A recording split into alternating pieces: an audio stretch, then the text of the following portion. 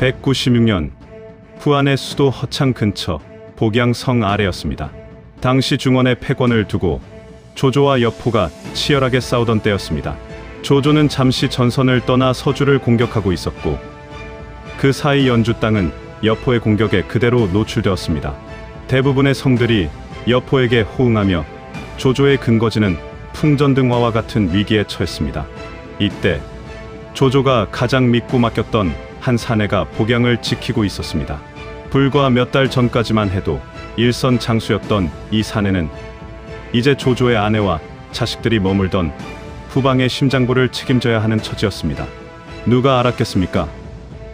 모두가 전장을 향해 달릴 때 묵묵히 성벽을 지키던 이 남자가 훗날 한나라의 마지막 대장군에까지 오르리라는 것을. 훗날 그는 조조의 아들 조비가 황제에 오른 후에도 가장 존경받는 신하가 되지만 안타깝게도 조조가 세상을 떠난 지 불과 몇 개월 만에 병으로 세상을 떠납니다. 마치 평생의 주군과 운명을 함께하듯 220년 조조와 같은 해에 눈을 감은 인물입니다. 이 남자가 바로 오늘 이야기의 주인공 하후돈 자는 원양입니다. 조조에게 끝까지 충성한 진정한 충복 하후돈. 그는 도대체 어떤 능력과 인품을 지녔길래 황제가 된 조비마저도 극진히 대우했을까요? 그리고 우리가 소설 삼국지연의를 통해 알고 있는 용맹한 맹장의 모습은 정사 삼국지 속 하후돈의 진짜 모습일까요? 오늘 우리는 진수의 기록을 통해 그 충성의 진정한 의미를 파헤쳐 보겠습니다. 시작하기 전에 좋아요와 구독을 눌러주세요. 여러분의 구독이 영상을 만드는데 큰 힘이 됩니다. 그럼 지금부터 시작하겠습니다. 하후돈은 조조와 같은 예주 패국 초현, 즉 현재의 안우이성 보저우 출신입니다. 그는 한나라 개국공신 하후영의 후손이며 조조와는 사촌지간이었습니다. 어린 시절부터 이들은 함께 자라며 우애를 다졌습니다. 단순히 친척 관계를 넘어 하후돈은 조조가 처음 세력을 일으킬 때부터 단 한 번도 그 곁을 떠나지 않은 동반자였습니다. 조조에게는 조씨 일가인 조인, 조웅과 함께 하우씨인 하후돈, 하후연 등이 든든한 초석이 되어주었죠. 하후돈의 어린 시절 일화는 그의 강직한 성품을 잘 보여줍니다. 불과 14세의 나이에 자신의 스승을 모욕한 사람이 있자 그를 찾아가 죽여버렸다는 기록이 있습니다. 이 일로 인해 그는 용감하고 강직한 명성을 얻게 됩니다. 오늘날의 관점으로는 이해하기 어렵지만 당시 후한 말의 혼란한 시대상과 강직한 기풍을 엿볼 수 있는 대목입니다. 조조가 동탁을 토벌하기 위해 거병했을 때 하후돈은 곧바로 합류하여 사마라는 중요한 직책을 맡았습니다. 이 사마라는 관직은 오늘날로 치면 군사 총괄 책임자와 같은 위치로 군사 통솔부터 행정 전반까지를 아우르는 자리였습니다. 조조가 군대를 처음 조직하면서 가장 믿는 사람에게 맡기는 요직이었죠. 이처럼 하후돈은 출발부터 단순한 용장이 아니었습니다. 우리가 소설 삼국지연의에서 하후돈을 떠올리면 아마도 한쪽 눈을 잃고 적진을 향해 돌격하는 용맹한 맹장의 이미지가 강할 것입니다. 심지어 화살을 맞은 자신의 누나를 뽑아 부모로부터 받은 정기를 버릴 수 없다 며 삼켜버렸다는 충격적이고 극적인 장면도 있지요. 그러나 여러분, 이 모든 것은 나관중의 소설 삼국지연의에서 극적으로 각색된 이야기입니다. 정사 삼국지의 하후돈전을 살펴보면 우리가 아는 맹장 하후돈의 모습과는 큰 차이가 있습니다. 정사에서 하후돈의 주된 역할은 최전방 전투 지휘관이 아니었습니다. 오히려 그의 주요 공적은 후방의 안정, 민생 수습, 행정관리에 집중되어 있습니다. 조조가 대규모 원정을 떠날 때마다 하후돈은 핵심 거점인 복양, 진류, 잼 등의 태수, 즉 지금의 지방 장관을 겸하며 후방을 굳건히 지켰습니다. 현대적으로 비유하자면 조조가 외교와 전쟁을 총괄하는 대통령이라면 하후돈은 국방장관과 행정안전부 장관을 겸직한 것과 같았습니다. 그가 후방을 얼마나 철저하게 관리했는지는 여포의 난 때 잘 드러납니다. 194년 조조가 서주를 공격하러 간 사이 여포와 장막이 손을 잡고 연주에서 반란을 일으켰습니다. 이때 하후돈은 동군 태수로서 복양에 남아 있었습니다. 여포에게 대다수의 성이 호응하며 조조의 가족과 재산까지 위험에 처한 절체절명의 위기였습니다. 이때 하우도는 모반을 획책하던 무리 수십 명을 그 자리에서 주살하여 군의 동료를 막고 성을 평정했습니다. 후방이 무너지면 전선의 조조는 끝장이었죠. 하우도는 압도적인 결단력과 군율로 사태를 수습해 조조가 돌아올 때까지 버텨냈습니다. 하우돈의 가장 빛나는 업적 중 하나는 민생 안정이었습니다. 당시 후한말은 잦은 전쟁으로 농토가 황폐해지고 백성들은 굶주림에 시달렸습니다. 조조 세력의 근거지 역시 마찬가지였죠. 하우돈은 이때 둔전 정책을 적극적으로 실시했습니다.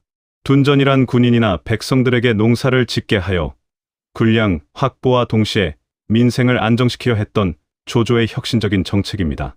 그는 자신의 관할 구역에 직접 둑을 쌓아 강물을 막고 저수지를 만들었습니다. 덕분에 황폐해진 땅이 기름진 옥토로 변했고 백성들은 굶주림을 면하고 농사에 전념할 수 있었습니다. 진수의 삼국지 기록은 이렇게 전합니다. 하우도는 강물을 막아 둑을 쌓고 물을 끌어 농사를 지으니 백성들이 크게 혜택을 입고 식량을 비축할 수 있었다. 이는 단순한 토목공사가 아닙니다. 난세의 가장 중요한 것은 식량이고 식량이 있어야만 군대를 유지하고 나라를 세울 수 있습니다. 하우도는 가장 기초적이고 본질적인 문제를 해결하여 조조가 천하를 통일할 수 있는 경제적 기반을 닦아준 것입니다. 우리는 이 지점에서 하우돈에게서 오늘날 리더가 갖춰야 할 중요한 교훈을 얻게 됩니다. 화려하고 극적인 전공만이 전부가 아니라는 것입니다. 묵묵히 가장 중요하고 근본적인 문제, 즉 행정과 민생을 해결하는 능력이야말로 난세의 진정한 리더십이었던 것입니다. 하우돈이 조조에게 받은 신임은 다른 장수들과 비교할 수 없을 정도로 각별했습니다. 정사 하우돈전과 배송지의 주석에는 그들의 관계를 짐작하게 하는 기록들이 있습니다. 첫째, 하우돈은 다른 장수들은 감히 들어갈 수 없었던 조조의 침실까지 자유롭게 출입했습니다. 이는 그가 단순한 신하가 아니라 조조의 가장 친밀한 동반자이자 친구였음을 보여줍니다. 전쟁터에서는 절도 있는 군주와 신하였지만 사석에서는 어릴 적부터 함께한 사촌 형제의 관계를 유지했던 것입니다. 조조가 가장 의지했던 것은 하우돈의 능력뿐 아니라 변치 않는 인간적 신뢰였습니다. 둘째, 그는 군중에서조차 스승을 모시고 학문을 게을리하지 않았습니다. 하우돈은 틈이 날 때마다 학문을 익혔고 특히 춘추자 시전을 즐겨 읽었다고 합니다. 군대의 총책임자가 병법뿐 아니라 고전을 탐독했다는 것은 그가 지략과 인품을 겸비한 문무겸비의 인격자였음을 말해줍니다. 셋째, 하우돈은 청렴결백했습니다. 그는 개인, 재산에 욕심을 부리지 않고 조금이라도 재물이 생기면 주변 사람들에게 나눠주었습니다. 개인적인 경제 활동을 하지 않아 관청에서 녹봉을 타서 썼다고 기록되어 있습니다. 권력의 정점에서 부정을 저지르지 않고 오히려 나눔을 실천한 그의 모습은 오늘날 우리에게도 큰 울림을 줍니다. 부하들 사이에서도 인기가 많아 엄격했던 장료나 서왕의 부하들조차 내심 하우돈 밑에 가기를 원했다고 하니 그의 인품을 짐작할 수 있습니다. 하우돈의 충성심을 가장 극명하게 보여주는 일화는 조조가 위나라를 개국하고 213년에 자기를 수여할 때 벌어졌습니다. 당시 조조는 하우돈에게 극진한 예우를 하고 싶었습니다. 다른 신하들에게는 자신이 세운 위나라의 관직을 수여했지만 하우돈에게만큼은 한나라 조정의 관직을 내리려 했습니다. 형식적으로는 한나라 관직이 위나라 관직보다 지위가 높았기 때문에 그를 신하가 아닌 친구처럼 대우하려 했던 것입니다. 이는 그가 위나라 신하들과는 서열 자체가 다름을 보여주려 한 조조의 깊은 배려였습니다. 그러나 하우돈은 조조에게 간청했습니다. 신은 위나라에서 직분을 수행하는 것이 마땅하며 한나라 조정의 관직을 받을 수는 없습니다. 하우돈은 조조에게 특별한 예우를 받는 대신 위나라의 신하로서 마땅히 있어야 할 자리와 본분을 지키려 했습니다. 조조의 깊은 뜻을 알면서도 새롭게 세워지는 위나라 체제의 공식적인 일원으로서 역할을 다하려 한 것입니다. 이것이 바로 하우돈의 충성이 가진 가장 큰 역설입니다. 그는 조조 개인에게도 충성했지만 조조가 세우려 했던 새로운 질서와 국가 체제에 더욱 충실했던 것입니다. 그는 주군이 사적인 배려를 하려 할 때조차 공적인 질서를 우선했던 공인의 모습을 보여주었습니다. 앞서 말씀드렸듯이 소설 삼국지연의는 하우돈을 최전선에서 창을 휘두르는 맹장으로 그렸습니다.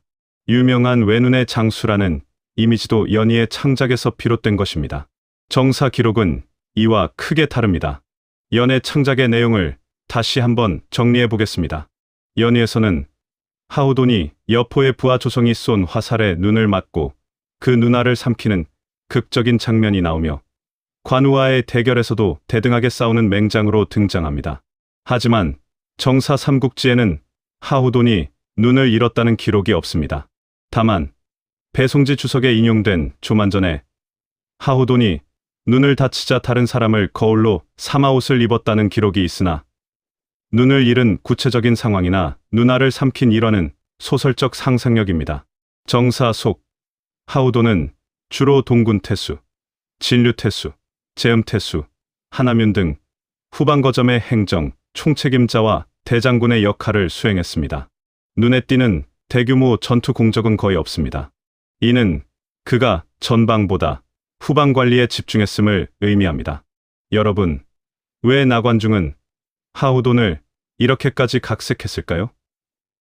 소설 삼국지연의는 유비의 촉한 정통론에 입각하여 쓰였습니다. 유비를 돋보이게 하기 위해서는 조조의 위나라 세력을 대등하게 맞설 수 있는 강력한 영웅들이 필요했습니다. 하우돈은 조조와 가장 가까운 창업 공신이었기에 그의 용맹함을 극대화하여 소설의 재미와 갈등, 구조를 강화하려 했던 것입니다. 역사적 사실을 넘어 문학적 상상력으로 탄생한 영웅인 셈이죠. 하지만 우리는 정사를 통해 하우돈의 진정한 가치를 발견합니다. 그는 화려한 전장의 영웅은 아니었지만 국가의 기틀을 다지고 민생을 안정시킨 숨겨진 영웅이었습니다. 여러분은 우리가 사는 세상에서 겉으로 드러나는 영웅과 묵묵히 내실을 다지는 숨은 일꾼 중 누가 더 중요하다고 생각하십니까? 하우돈은 조조가 세상을 떠날 때까지 그리고 그 이후까지도 변함없는 충성을 바쳤습니다. 220년 조조가 세상을 떠나고 아들 조비가 왕위에 올랐습니다. 조비는 하우돈을 곧바로 대장군에 임명하며 극진히 예우했습니다. 대장군은 군부의 최고 사령탑으로 당시 하우돈의 위상과 조비의 신임을 보여주는 최고의 직책이었습니다. 하지만 안타깝게도 조비가 대장군에 임명한 지 불과 몇 개월 만에 하우돈은 병으로 세상을 떠납니다. 그해 4월이었습니다. 조조가 사망한 것과 같은 해였으니 평생을 함께한 주군을 따라가듯 운명적인 동행을 한 셈입니다. 하우돈의 죽음에 조비는 눈물을 흘리며 애통했고 충우라는 시호를 내렸습니다. 이 시호에는 충성스럽고 은혜로운 제후라는 의미가 담겨 있습니다. 하우돈의 충성심은 당대에도 최고의 가치로 인정받았던 것입니다. 그는 평생을 조조라는 거대한 그림자의 뒤에서 묵묵히 빛을 발했습니다. 조조가 전방에서 마음껏 싸울 수 있도록 후방을 지켰고 조조가 염원하던 통일, 국가의 경제적, 행정적 기틀을 다졌습니다. 권력이 최고조에 달했을 때에도 청렴함을 잃지 않았고 주군의 사적인 배려보다 공적인 도리를 우선했습니다. 우리는 하우돈의 삶을 보며 진정한 충성이란 무엇인가를 다시 생각하게 됩니다. 그것은 눈에 보이는 전공이나 주군을 위한 맹목적인 희생이 아니라 주군의 큰 뜻을 이해하고 묵묵히 그 뜻의 기반을 완성해 나가는 헌신이었던 것입니다. 이 이야기를 들으시며 무엇을 느끼셨나요? 저는 하우돈의 삶에서 오늘날 우리에게 꼭 필요한 3가지 교훈을 생각하게 됩니다. 첫째, 리더십과 의사결정, 묵묵한 내실의 힘입니다. 하우돈은 화려한 맹장이라는 이미지에 가려 그의 행정적 리더십이 저평가된 인물입니다. 그는 전쟁의 시대에 군량을 확보하고 백성을 안정시키는 가장 근본적인 문제를 해결하는 데 집중했습니다. 오늘날 우리 사회도 마찬가지입니다. 눈에 띄는 화려한 성과만 추구하다 보면 조직의 내부 시스템과 구성원의 기본 생활을 놓치기 쉽습니다. 하우돈의 리더십은 보이지 않는 곳을 튼튼히 하는 리더가 진정한 리더라는 것을 가르쳐 줍니다. 여러분은 지금 조직이나 가정의 내실을 굳건히 다지는데 충분한 시간을 투자하고 계신가요? 둘째, 전략적 사고, 후방 안정의 가치입니다. 조조는 하우돈이 있었기에 안심하고 원정을 떠날 수 있었습니다. 하우돈은 조조의 전략적 약점, 즉 후방의 불안정이라는 문제를 보완해준 핵심 퍼즐 조각이었습니다. 하우돈이 아니었다면 조조는 수많은 반란과 군량 부족으로 천하통일을 꿈꿀 수 없었을 것입니다. 이는 우리 삶의 전략에도 적용됩니다. 우리가 어떤 목표를 향해 나아갈 때 우리는 강점만 생각하기 쉽습니다. 하지만 하우돈처럼 나의 약점이나 취약한 부분, 즉 후방을 가장 신뢰할 수 있는 동반자에게 맡기거나 스스로 보완하는 것이 장기적 성공의 핵심입니다. 여러분은 여러분 인생에 하우돈이 누구인지 생각해 보셨습니까? 셋째, 인간 본성, 청렴함과 공인의 자세입니다. 하우돈은 권력의 정점에서 청렴함과 겸손함을 잃지 않았습니다. 심지어 조조의 각별한 배려마저 공적인 도리를 위해 거절했습니다. 권력과 부를 가진 사람이 청렴하기란 세상에서 가장 어려운 일 중 하나일 것입니다. 하우돈은 평생을 검소하게 살았으며 자신의 재물을 타인에게 나누는 것을 기쁨으로 여겼습니다. 이는 권력이란 결국 백성을 위해 봉사하는 자리라는 공인의 자세를 보여줍니다. 세월이 흐를수록 그의 인격적 가치는 더욱 빛을 발합니다. 하우돈의 이야기는 우리에게 진정한 충성심과 인격적 리더십의 의미를 되새기게 합니다. 화려함 뒤에 숨겨진 묵묵한 노력과 헌신이야말로 한 시대를 움직이는 진정한 힘이었습니다. 그는 조조의 오른팔이자 국가를 지탱하는 든든한 기둥이었습니다. 하우돈의 고향인 안의성 보저우 지역은 조조와 하우돈 등 위나라 주요 인물들의 고향입니다. 만약 중국 삼국지 유적을 방문하게 되신다면 조조의 고향이자 하우돈의 고향인 이곳을 한번 찾아가 보시는 것도 좋겠습니다. 그들의 삶의 터전에서 난세를 살아간 위대한 인물들의 발자취를 직접 느껴보실 수 있을 것입니다. 오늘 우리는 정사 삼국지가 전하는 하우돈의 진정한 모습과 그의 고결한 충성을 함께 살펴보았습니다. 그가 보여준 내실 있는 리더십과 청렴한 공인의 자세가 오늘날 여러분의 삶에도 좋은 지침이 되기를 바랍니다. 영상을 끝까지 시청하셨다면 좋아요와 구독 부탁드립니다. 그리고 댓글로 여러분이 생각하는 하우돈의 가장 위대한 점을 함께 나눠주시면 감사하겠습니다. 저희는 다음 시간에 또 다른 삼국지 인물에 숨겨진 진실을 가지고 여러분을 찾아뵙겠습니다. 시청해 주셔서 감사합니다.